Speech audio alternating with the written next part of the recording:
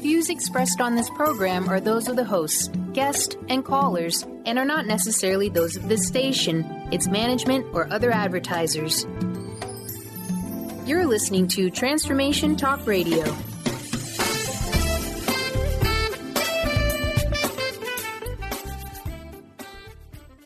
Moms, are you ready to become enlightened, empowered, and stress-free? Well, get ready because you are about to tune into vibrant, powerful moms helping everyday women create an extraordinary life with Debbie Pokornik. Each week, Debbie discusses topics to help you become self-aware, inspired, and on track to create the life you crave. It's time to stop settling and start thriving. And it all begins now on Transformation Talk Radio.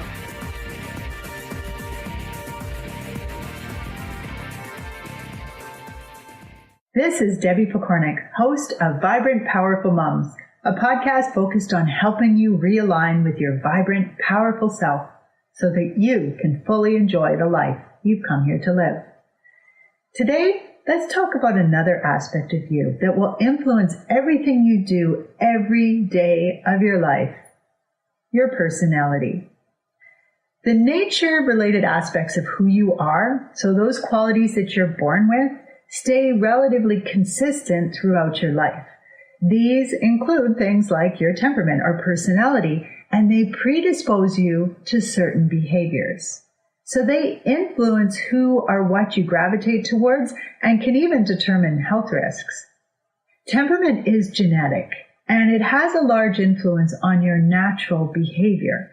So when you learn to do something that goes against your natural tendency, for example, you organize your desk, but you have a natural desire to live in clutter, and you're happiest when things are disorganized and messed up and all around you, then what you're going to find is that when you're stressed, you'll revert back to your true nature. Now, this doesn't mean that you can never change aspects of how you behave, but it does mean that there's certain behaviors that will resurface throughout your life. And once you know and understand this, you don't have to get mad at yourself. You could just go, oh, of course, this is who I am, and I am feeling stressed. And then you can take steps to deal with decreasing the amount of stress that you're feeling. So see, it's an important cue for you. Every personality type has positive traits and then some not so positive traits or things that we'd call challenging. Learning which traits apply to the individuals in your family can really help to guide your expectations and discipline strategies, and learning your own can help you be that vibrant, powerful person that you strive to be. So for example, knowing that your 3-year-old, is analytical and really likes organization will help you to understand why you shouldn't just swipe away his cards that are all lined up on the table just because supper's ready and you want a place to put it. If you do that, you would know that he is going to have a total temper tantrum, and he's not even going to be able to sit down and eat supper until he's given a chance to fix the mess that you've made. So when you know that, you can give him a 10-minute warning and say, honey, I'm bringing the supper to the table. In 10 minutes, your cars need to be moved off there or I will put them in the basket. By doing that, you give him a chance to move things, and you know that this is important to him. Another example would be, let's say you have a teenager, and your teenager is not really very social.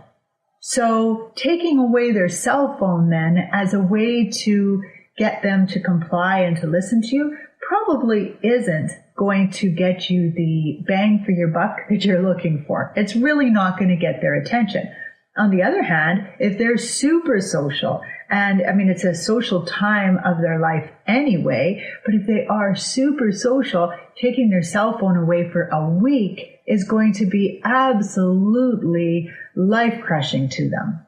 You probably only need to go for a day. So the point is, by understanding this about the others in your family, by knowing who you are and some of the other pieces we've already talked about, like your own family of origin and how that's influencing you, it can help you to really set yourself and the people in your household up for success. Where it stops being helpful is when you use this information to limit others. like he can't help it because that's just his personality. He gets angry like that and there's nothing you can do about it. Well, that's not true. We can all learn to control our anger, even that strong driver type personality. So we don't want to use it as a way to excuse undesirable behaviors. And we also don't want to say, there's no use putting him in dance because he doesn't even care about that at all. And he's never going to want to. I'm not saying you should put him in dance if he is this little analytical, for example, and doesn't care about people. But I don't want you to use this info to right away write it off, because there could be parts about that is intriguing to him. And if he went and took a dance class that has steps and patterns, he might enjoy that. So keep your mind open. Don't use this information to close your mind. Just use it to help guide you when it comes to making decisions in your family. Temperament is also only one piece of the puzzle. So it's really important to remember that. Children will always benefit from being taught social and emotional skills, and as adults will always benefit by practicing those same skills ourselves. So knowing possible gaps due to the personality will help you to determine which areas to focus on first, but we want to remember that we do want to always be helping our kids to grow and ourselves to grow. So there's lots of personality tests that people use that put us into 4 main categories. People will often be a blend, and when there's 4 categories, they might be a blend of 2 of them. Sometimes they'll have a third one that's also really in there. So I typically find 1 or 2 categories are dominant, and I like to use a model called the DISC system, which William Moulton Marston is credited with originally creating under the title Emotions in Normal People in 1928. Now, I learned this DISC system through osmosis in a program that I participated in over 20 years ago. So my version is not likely to match up with the actual original, or even when people are talking about the DISC system out there today, but it's close enough that I certainly want to give credit where credit is due. So if you're really familiar with the DISC system, please forgive the fact that my ideas might be a little bit different than what you have been taught, and by all means, use the system you're most comfortable with. So I'm going to share a summary of the 4 different types, and I want you just to try to think about, first of all, yourself, of what traits really apply to you. You might find it easiest to pick out the traits of your partner and maybe even your kids, but kids change a little bit because of their maturity level. So focus first on yourself and your partner if you have one, and then move on to your kids. So are we ready? Here's the 4 types. The first one is the dominant driver. Now this person is a very strong, independent leader type. If you think type A personality, if you've heard of those, that would be your driver in an extreme form. So he likes to be in charge and will often tell people what to do. He's results oriented and wants to see things done, even if it means the quality suffers. All right, so let's just get it done. I don't care if it's perfect, just get it done, okay?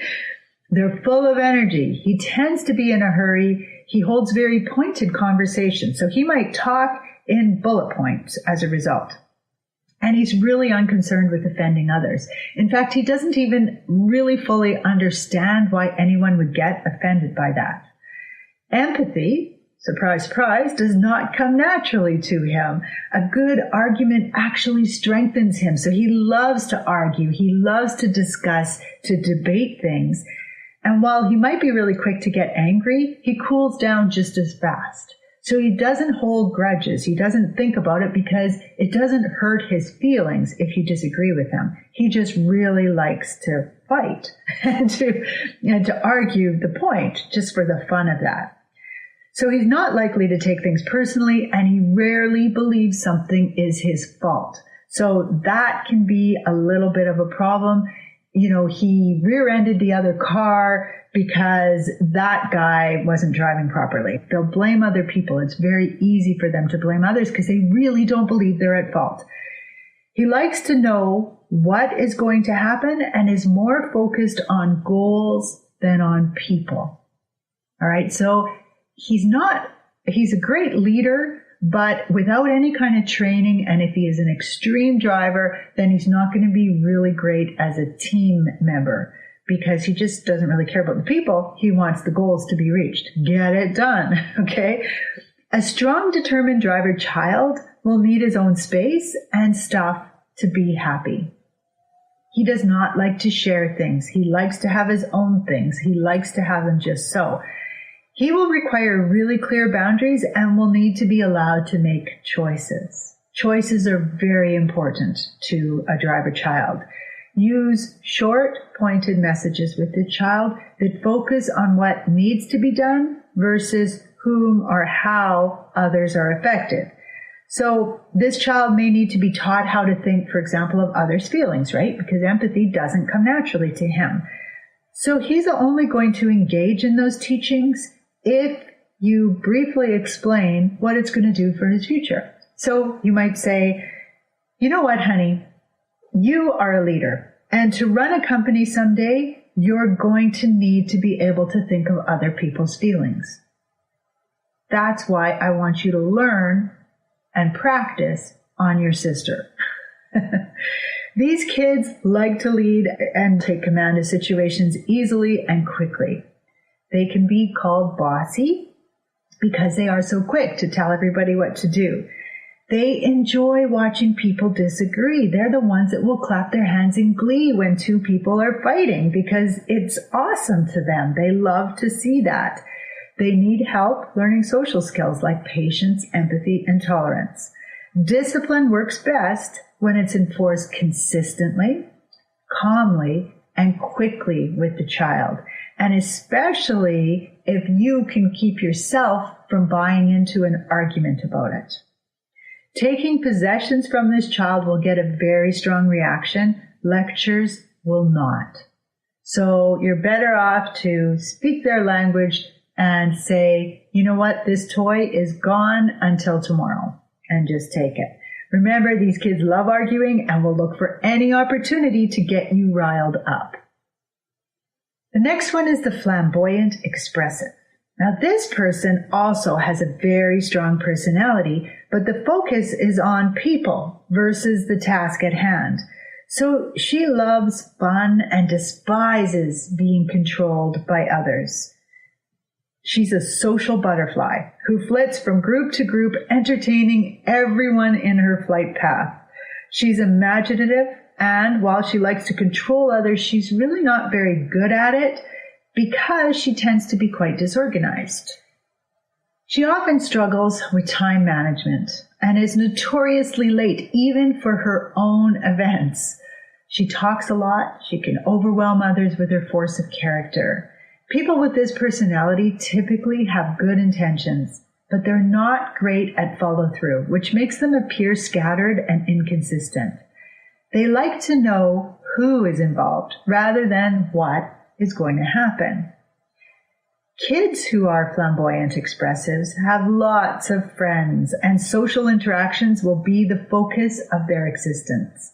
They live in a world of disorganization, although they will often be able to find whatever it is they're looking for within that mess. So it's just a terrible mess to the rest of us, but to them, it's like, I know where everything is, so we're fine.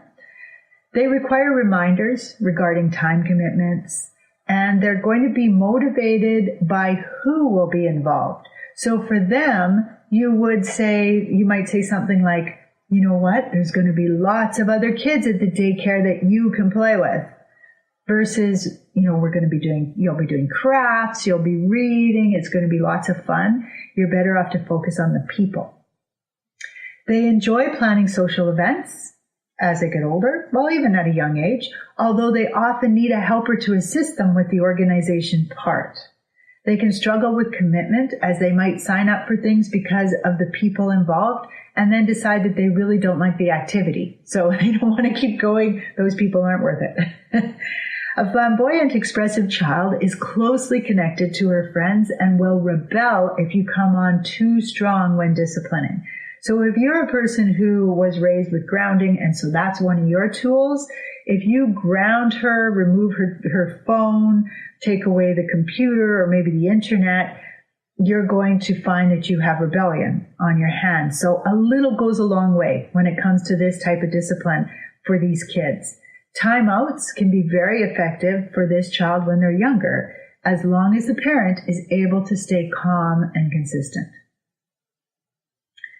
The next category is the easygoing amiable. These people are nice, they're friendly, they're relaxed. They're safety oriented, and they do not like upsetting people. They like harmony, and they work hard to help others get along. I was the amiable in our family, and I was always saying to my oldest sister and my mother, you guys, you don't need to fight. And they'd say, we're not fighting, we're just discussing. And I'd think, well, you're yelling. I understand it a lot better now. These amiables are good listeners, and they often make good counselors. They like people, and they tend to have just a few close friends.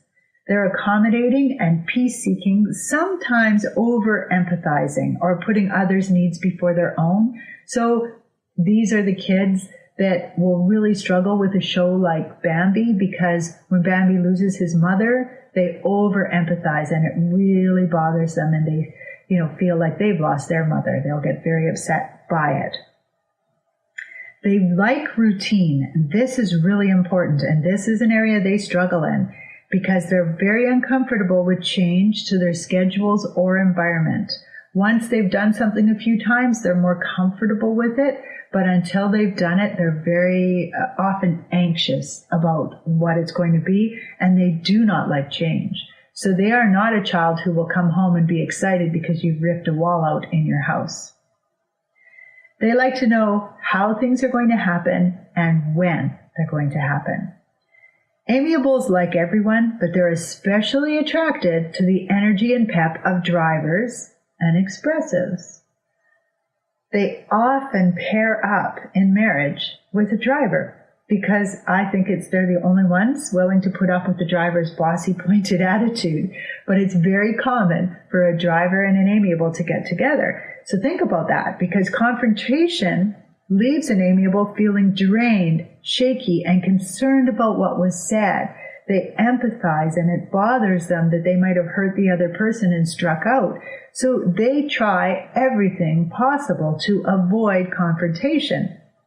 As a result, the confrontation-loving driver will sometimes get bored with the lack of enthusiasm the amiable puts into a fight. Like, come on, fight with me already, argue with me, discuss this, show your passion, where is it? The one thing you want to know about this, though, is an amiable who's backed into a corner, especially if she's defending her young, will respond very strongly. She will come out swinging and shocking everyone who knows her best. Children with an amiable personality are easy to get along with. They're not disruptive, and they try hard to do what they're asked. The challenge with these kids is that they tend to be followers. So if they're not taught good decision-making skills while they're young and to really balance the consequences of things, then they can easily be led down the wrong path as a teenager. As I mentioned, they do not like when people argue. They can get very angry at a parent who publicly stands up for them. So the parent who calls the school to complain or talks to a teacher, they can get very upset. Like, why are you doing that? They thrive on routine as well as predictability, and they get anxious about changes in their environment. Teaching these kids why it's important to stand up for their beliefs and helping them with skills like assertiveness is extremely important. They can take all the world's problems onto their shoulders if you don't teach them how to protect themselves from that. These kids, as I mentioned, will benefit from being taught assertiveness, good decision-making, flexibility because of the routine thing, and anxiety-related coping skills. Most discipline tools work on these kids because they're so bothered by disappointing the people that they love. It's already punishment enough. So almost any tool can work. The final category is the careful analytical. This group is task-oriented, like the drivers. However, they're focused on having the task done correctly. In fact, they want it done perfectly. They're very organized and patient, since perfection is a slow process, and they will take all the time they need to do something right. They like order, and they think things through in a very logical, critical way. Facts are more important to them than people, and they often enjoy working on their own. If you think of Sheldon on Big Bang Theory, if you ever watch that, he is a very extreme analytical. They're not friendly or aggressive, and they usually have just one or two friends, if any. They focus on the big picture and comply with the rules simply because that's the logical thing to do. They do not show their feelings easily, and they can be judgmental of others. These people can easily become loners and sometimes forget to eat or sleep when they're involved in a project they feel passionate about. The drivers make them crazy because of their disregard for detail and their rush to finish the task. Analyticals are often attracted to expressives because sometimes they just wish they were more like them, and so they often wind up in a relationship with them. That's why you can get the beautiful, vivacious, outgoing person with the reserved, nerdy kind of held back, quieter person. Children in this category will like things set up in a precise fashion. They will organize their dresser, their bedroom, and desk to reflect order and logical correctness. Disorganization drives them crazy, and they actually might offer to clean something up as a fun afternoon activity. That's Monica on Friends. Parents are often concerned over their reclusive nature, and especially if their parent isn't expressive, they might try to force them to be more social and outgoing because they don't understand why they don't want to be around people.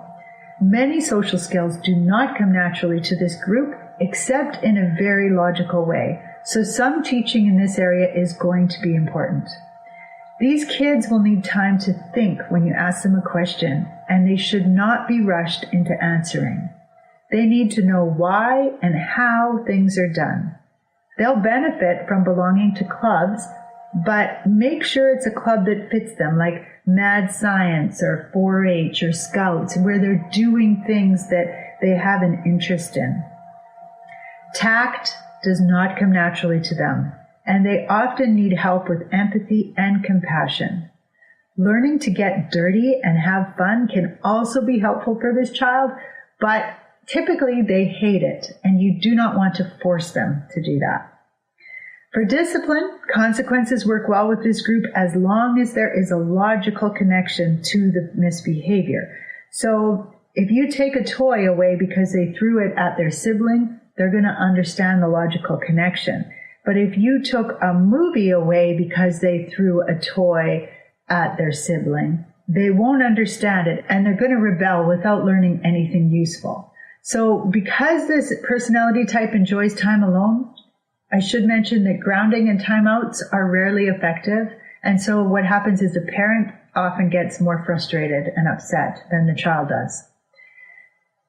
Being aware of your dominant personality traits and how they complement or contrast with your child's and your partner's can be very useful. Two drivers will argue often, and they'll love every minute of it. If you know this, if you recognize it and ensure that the fights don't get personal, you can sit back and enjoy the competition. On the other hand, if you're a driver and you have an amiable child or partner, these battles are going to be stressful. They might be scary, especially if it's your child, and so you really want to be careful how often you're doing it. If your child is analytical, and you want to play as a driver, you might get him to debate with you because there's logical skills that go with that, and he can relate to those logical skills. If you're an expressive parent and your child is an analytical, you may wonder what planet they came from. And here's where you're just going to have to practice unconditional love. Know that they're here to teach you something, right? In line with this, parents with an expressive or driver child will create extra struggle if they use controlling language with that child. If they have two kids, one who's a driver, then sibling rivalry can easily become a big problem in their house. You need to set really clear boundaries and enforce them regularly. I actually did a podcast on sibling rivalry that can help you if this is the case, so that you can take advantage of this annoying practice and use it to your advantage. On a personal level, once a person is aware of their own dominant tendencies, it becomes easier to learn how to moderate certain behaviors. So a driver can learn to empathize, to take other people's feelings into account, and to practice patience. An expressive can learn to be more organized, or maybe to arrive on time. Amiables can practice being assertive and accept that some disagreement is healthy and inevitable, and they can even figure out how to enjoy some of that confrontation. Analyticals can learn to be more spontaneous, very hard for them, and to strive for good quality instead of perfection. So now it's your turn. If you haven't already, take a moment and think about which of these categories describes you best. You might have to go back and re-listen to some of them. You might find that you're a blend. Most people are. But even then, there's typically an area that is more dominant in your life. So if you're unsure, try to focus in on how you are in crisis, how you deal with difficult situations or when you're really stressed. That will give you more clues than anything. Once you have an idea of who you are ready to focus on others, like your partner, your child, or so on. With much respect for you and the journey you are on, this is Debbie Pokornik wishing you a vibrant and powerful day. You've been listening to Vibrant, Powerful Moms with host Debbie Pokornik. If you've enjoyed this show, please give us a shout out and leave us a positive review. To find out more about Debbie and her sisterhood of Vibrant, Powerful Moms, visit empoweringenergy.com. That's empowering with letters NRG.com.